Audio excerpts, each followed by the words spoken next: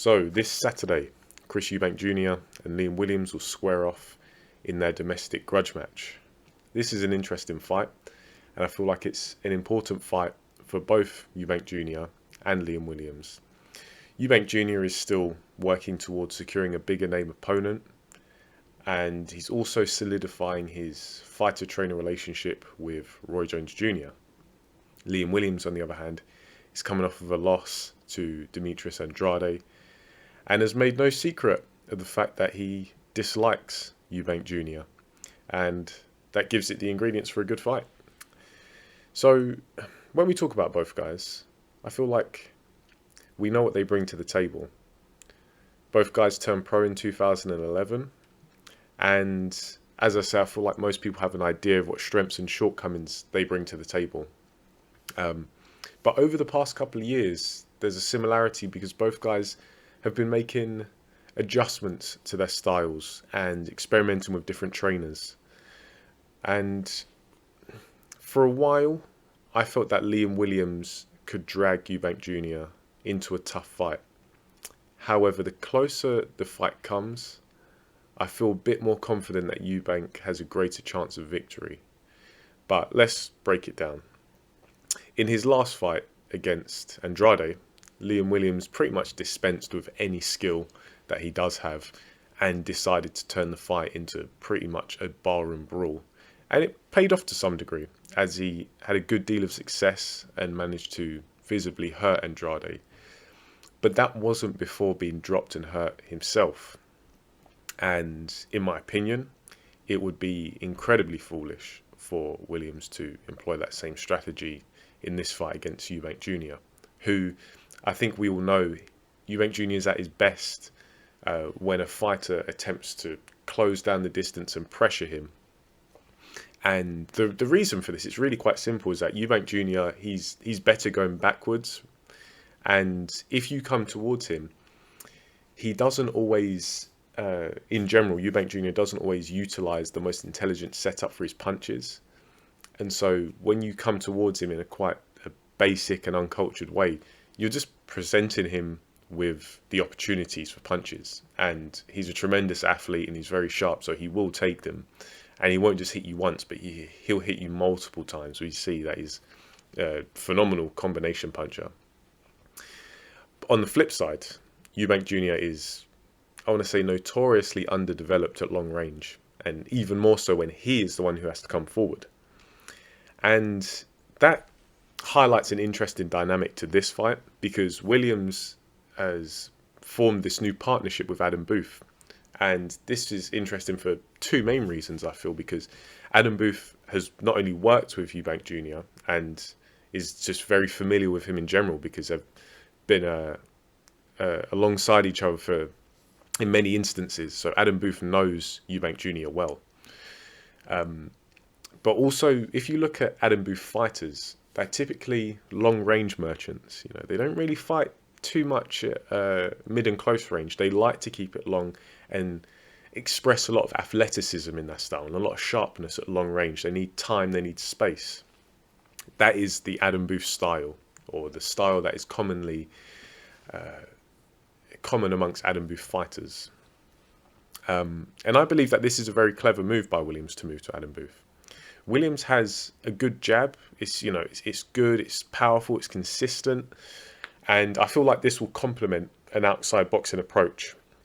However, despite being a good puncher, I believe Liam Williams' technique can sometimes be a little bit too wild and wide, which Eubank Jr. can use. I feel like Eubank Jr., he does a good job of punching in between opponents. And that's really a recipe for disaster because, you know, the old adage is you're in the most danger when you're punching yourself.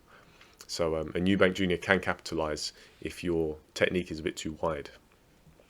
Now, of course, Eubank Jr. is very explosive and he's able to string together these massive rallies of punches, especially when he has an opponent hurt. When Eubank Jr. smells blood, he is a pretty good finisher because he can just go and go and go and go, and he has a good deal of creativeness with his combinations, and of course his athleticism backs it up.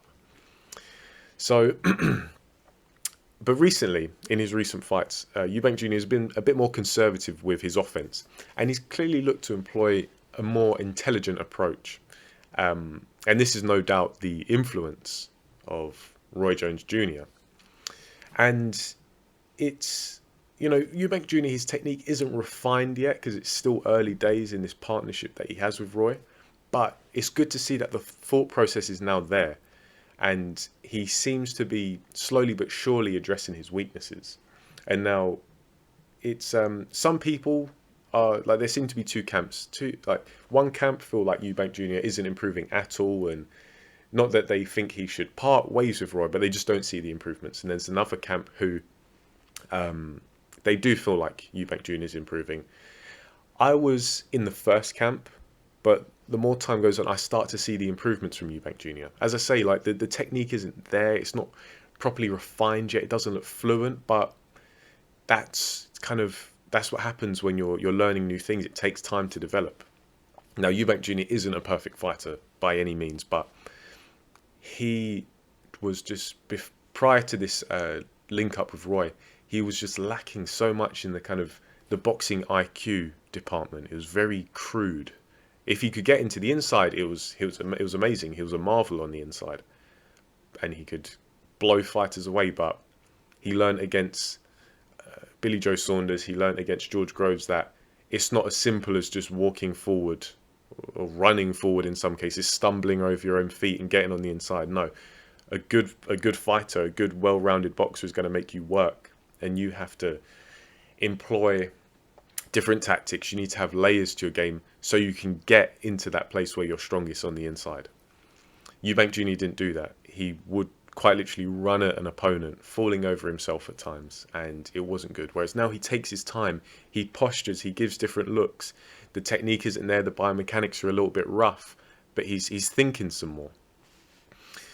And most importantly, he's addressing his weaknesses. He has a trainer now who he actually respects. And it took Roy Jones, one of the greatest fighters of all time, but if that's what's necessary, it's necessary. And it's good to see that he's developing slowly but surely, because Eubank Jr. isn't a young man. I think we have to remember that. But when we talk about this fight, the way I see it in my head, based on what I know of these fighters, I can see Eubank Jr. being reserved early on. Probably just looking to be mobile, move around the ring, maybe just get warmed up, if that makes sense. Flashing some quick jabs, probably to unsettle Williams, but not necessarily to land. Just see if he can get a reaction out of Williams.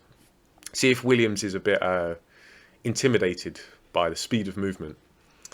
I wouldn't be surprised if Eubank Jr. tries to leap him some power shots like we've seen him do before, if he senses a lapse in concentration from Williams. I think I can see Williams coming out and looking to advance slowly but steadily, looking to feint, probably adopting a bit of an Adam Booth style position, low hands, or at least a low lead hand, quite a fairly wide stance, just looking to edge forward, maybe mixing in some sharp feints to try and get a reaction out of Eubank Jr. And I imagine that Williams is probably just going to favour the jabs and the straight right hands early, which I do feel he'll have some success against Eubank Jr., who can be timed. Even in his recent fights where he's looked to take his time at long range, sometimes he will kind of rush a little bit. He won't necessarily gauge his opponent's reaction, and he'll get timed with a jab usually. I do believe that Williams will be sharp enough to land a few jabs and maybe right hands. Eubank Jr., as I say, isn't always cognizant of the return fire. Where I think Williams will pay a price, however, is if he is tempted to engage with Eubank Jr. on the inside. Now, Eubank Jr. is incredibly strong and energetic as well. This is someone who's got an incredible work rate. But on the inside, as I say, that's where he's strongest. And I feel many people, we know that's where he's strongest because he has a lot of culture on the inside. I believe as an amateur, Eubank Jr. would often worked with Mike McCallum. I think I've heard him say that a few times. Mike McCallum, for those who don't know, was a fantastic all-round boxer. But on the inside, McCallum was lethal. This was just an amazing body puncher, great defensively, very underrated. And Eubank Jr. has that same those same underrated elements. If you look at Eubank Jr.'s defense on the inside when he's in full flow, he's quite slippery. He's able to slip and roll. He's very intelligent with his physicality. He's not just wrestling, but he understands how to restrict and control an opponent with his own body. And he uses that to set up shots. Oftentimes we've seen him control with his left shoulder and control where his opponent is, try and get them on the center line while they're limited in what they can do, and he'll just rip right uppercuts, and he does it with some ferocity, I'll say that. And so he's very intelligent, very underrated on the inside. And he has a wide variety of left hooks, right hooks, left uppercuts, right uppercuts, body shots, and he can chain them together very well. Those are short hook-in shots. And now, after a few rounds, I can see Williams getting a bit too comfortable on the inside. Maybe he has some success. Maybe he just feels like he can outmuscle Eubank. Maybe Eubank lulls him into a false sense of security. But I see Williams coming undone if he attempts to trade hooks with Junior. And I feel like he will.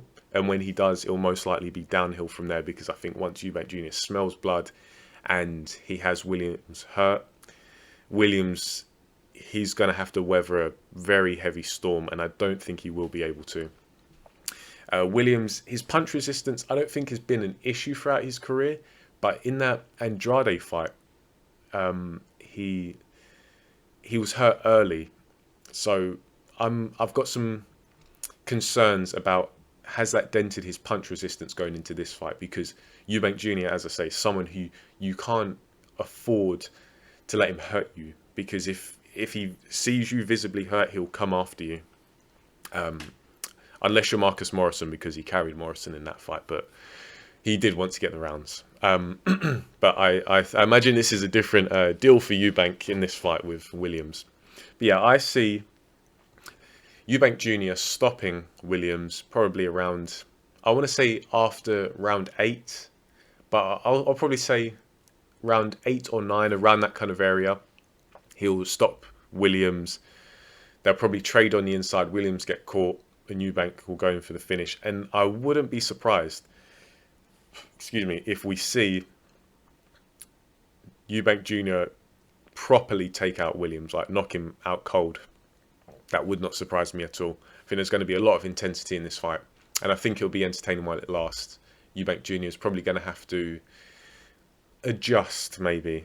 I think Williams will be sharp early on, but will come undone in round 8 or 9. That's just my opinion, however. Let me know your opinion in the comment section below. Do you agree, disagree? Do you think I've missed anything out of this assessment? Let me know. I'll get back to you. If you could like, comment, share, subscribe, all that good stuff is greatly appreciated. Thanks for listening, and I'll catch you in the next video.